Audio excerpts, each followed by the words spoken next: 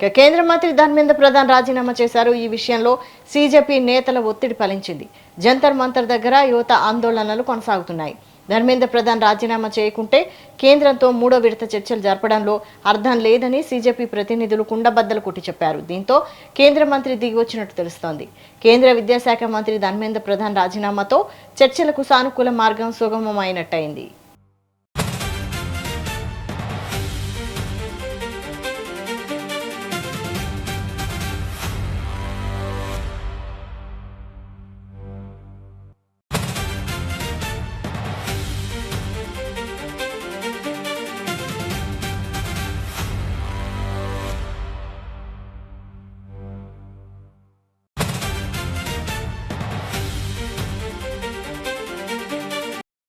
ఇదే అంశంపై మనతో చర్చించడానికి మనకి మన్నెం కోటేశ్వరరావు గారు జూమ్ లో జాయిన్ అయ్యారు. నమస్తే అండి కోటేశ్వరరావు గారు.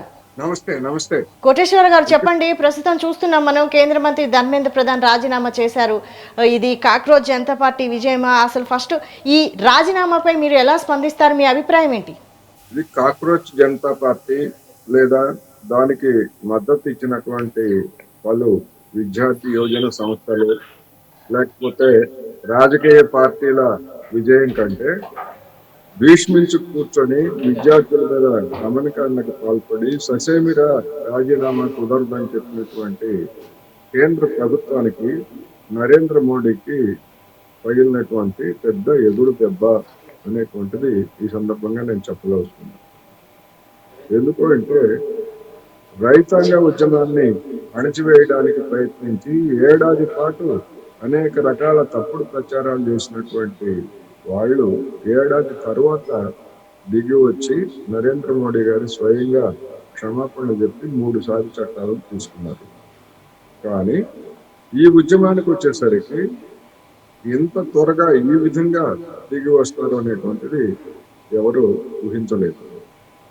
అందుకని ఈ ఉద్యమం రేపినటువంటి లేదా ముందుకు తెచ్చినటువంటి డిమాండ్ కావచ్చు, లేదా దేశ విదేశాల నుంచి వచ్చినటువంటి అనూహ్య స్పందన, ఇవన్నీ చూసిన తర్వాత కేంద్ర ప్రభుత్వం వెనక్కి తగ్గాల్సి వచ్చింది అనేటువంటిది ఈ సందర్భంగా మనం చెప్పుకోవాలి. ఇది మరొక నూతన అంశానికి నాంది పలికిందని కూడా చెప్పవచ్చు. ఏంటి నూతన అంశము అంటే, భయం వదిలి ఈ ప్రభుత్వాన్ని నరేంద్ర మోడీ సర్కార్ను కూడా మెడలు వంచడానికి అవకాశం ఉంది అనేటువంటిది ఒక పెద్ద సందేశం ఈ సిజేపీ ప్రారంభించినటువంటి ఉద్యమం ఇచ్చింది. ఈ ఉద్యమం ఇచ్చినటువంటి స్ఫూర్తితోటి పెండింగ్ లో ఉన్నటువంటి అనేక అంశాల మీద అటు రైతులు కావచ్చు, కార్మికులు కావచ్చు, లేదా నిరుద్యోగులు కావచ్చు, ఇతర ఎవరైతే సమాజంలో కష్టజీవులుగా ఉన్నారో వాళ్ళందరూ కూడా తమ డిమాండ్లను, అవి కేవలం కేంద్ర ప్రభుత్వం మీదనే అని కాదు, ఆయా రాష్ట్రాల్లో ఉన్నటువంటి ప్రత్యేకమైనటువంటి సమస్యల మీద కూడా మరింత ఉధృతంగా ముందుకు వచ్చేందుకు ఈ సిజేపీ ఉద్యమం ఉత్సాహాన్ని, ఒక దిశ దశను కూడా చూపింది అని చెప్పొచ్చు. కోటేశ్వరరావు గారు, ఇప్పుడు ధర్మేంద్ర ప్రధాన్ రాజీనామా చేయడం అనేది బీజేపీలో ఒక మైనస్ పాయింట్ గా చూడొచ్చా? అసలు బీజేపీలో ఏమనుకుంటారు, మీరు ఏమంటారు? మైనస్ పాయింట్ కాదు. గడిచినటువంటి 4 రోజులుగా 5 రోజులుగా బీజేపీ నేతలు వివిధ టీవీ ఛానల్స్ లో చేసినటువంటి వాదనలు లేదా చేసినటువంటి ప్రకటనలు, వాటన్నింటినీ దిగమింగుకొని ఈ రోజు వాళ్ళు తలలు ఎక్కడ పెట్టుకుంటారు అనేటువంటిది సమస్య. అయితే ఈ ధర్మేంద్ర ప్రధాన్ రాజీనామా చేసిన తర్వాత కింద పడ్డ మాదే పై చేయి అన్నట్టుగా బండి సంజయ్ లాంటి వాళ్ళు స్పందిస్తున్నారు.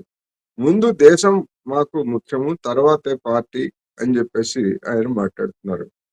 మరి ఈ తెలివితేటలు, ఈ విధమైనటువంటి వైఖరి 4 రోజుల క్రితం ఎందుకు లేకపోయింది? అందుకని దీన్ని కూడా సమర్థించుకోవడానికి, ఇది కూడా మా ఘనతే అని చెప్పుకోవడానికి పడుతున్నటువంటి పాటలను చూస్తే జాలేస్తా ఉంది. లేకపోయేట్లయితే అపహాస్యం పాలయ్యేటువంటిగా వీళ్ళు వ్యవహరిస్తున్నారు. అందుకని ఖచ్చితంగా ఇది రాబోయేటువంటి రోజుల్లో బీజేపీకి రాజకీయంగా లేదా సంస్థాపరంగా కూడా తీవ్రమైనటువంటి ఆత్మశోధన చేసుకోవాల్సినటువంటి పరిస్థితులు ఉంటాయి. ఇదే విధమైనటువంటి మొండి వైఖరిని కనుక అనుసరించేట్లయితే ఎదురు దెబ్బలు తగులుతాయి. ఉదాహరణకు పెట్రోల్, ఇథనాల్లో 20% ఇథనాల్ పెట్రోల్లో 20% ఇథనాల్ కలపాలి అనేటువంటి దాని వెనకాల నితిన్ గడ్కరీ కుమారుడి సంబంధించినటువంటి కంపెనీలు, లేకపోయేట్లయితే షుగర్ కంపెనీల లాబీలు ఉన్నాయనేటువంటిది తాజాగా వెలుగులోకి వచ్చినటువంటి అంశం. మరి ఆ ఇథనాల్ కలిపినటువంటి పెట్రోల్ వాడితే ఇంజన్లు దెబ్బతింటం, మైలేజ్ తగ్గిపోవడం, ఇటువంటివన్నీ కూడా వచ్చినటువంటి వార్తల నేపథ్యంలో మరి ఇట్లాంటి సమస్యలు కూడా రాబోయే రోజుల్లో ముందుకు వచ్చినా గానీ ఆశ్చర్యం లేదు.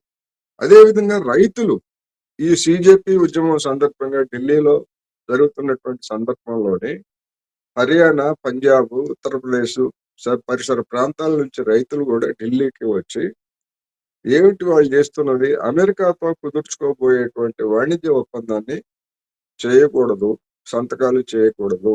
ఆ ఒప్పందం కుదిరితే రైతాంగానికి దెబ్బ అనేటువంటి సందేశాన్ని వాళ్ళు ఇచ్చారు. దేశవ్యాప్తంగా అనేక చోట్ల సభలు, నిరసనలు కూడా చేశారు. అందువల్ల రాబోయేటువంటి రోజుల్లో ఇలాంటి ఉద్యమాలన్నీ కూడా ముందుకు వచ్చేటువంటి అవకాశం స్పష్టంగా కనిపిస్తా ఉంది.